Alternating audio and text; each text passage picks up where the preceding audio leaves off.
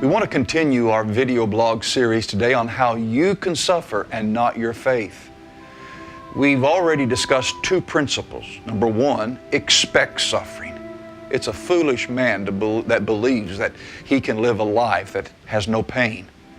We need to know that God has promised suffering for all people, and especially Christians, because the world will reject them because of their faith. Secondly, we said that you can not only keep your faith from suffering, you can keep it from being shaken. There are things you can do to keep your faith intact.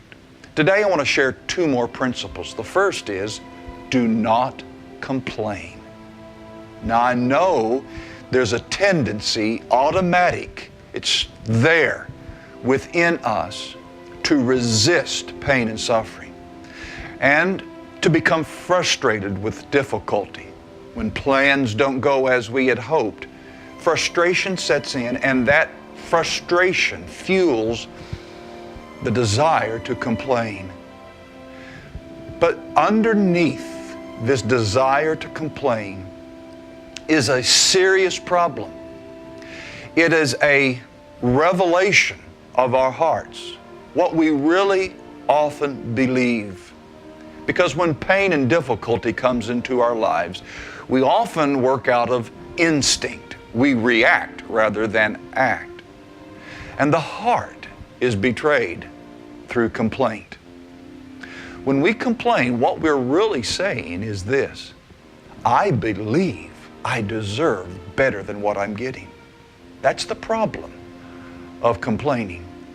It's actually an indictment against God. We are saying, you didn't hold up to your end of the deal, God.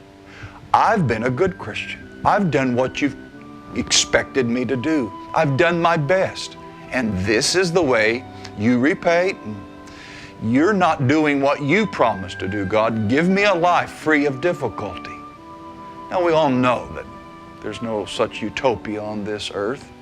But the first time real difficulty comes into your life, and there's that initial reaction to resist it, to complain, you can know that there's something still in your heart that wants to operate on a basis of performance with God. The gospel is the only solution.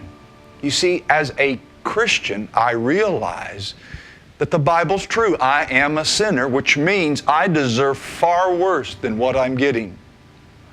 I deserve the wrath and the judgment of God. I deserve to be repelled by God, not accepted. And therefore, anything that comes into my life that's suffering, that's hard, that's painful, is always much better than what I really deserve.